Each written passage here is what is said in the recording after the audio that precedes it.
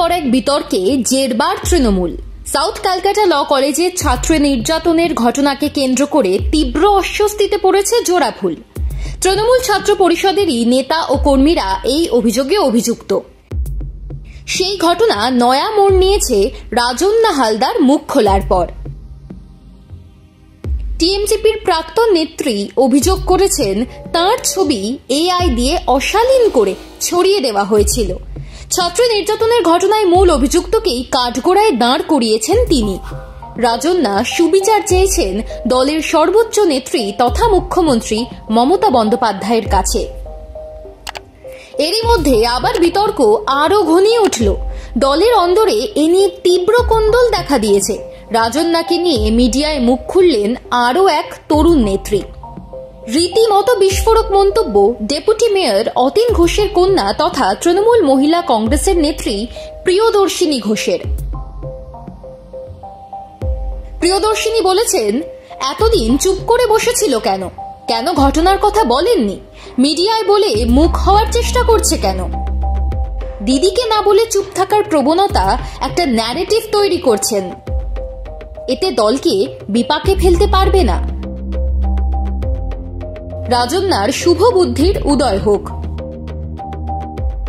প্রিয়দর্শিনী একই সঙ্গে মিডিয়ায় বলেছেন, যে অভিযোগ রাজন্না করেছেন তা ভয়ানক। মেয়ে হিসেবে আমি এর তীব্র নিন্দা করছি।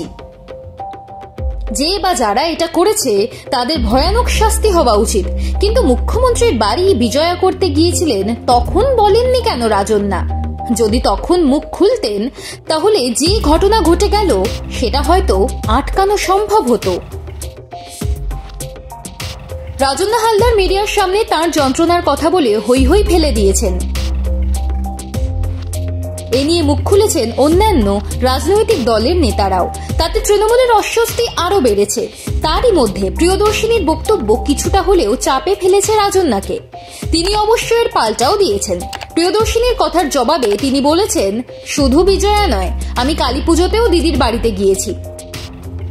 বিজয়া বা কালী পুজোতে গিয়ে কি এটা বলার বিষয়?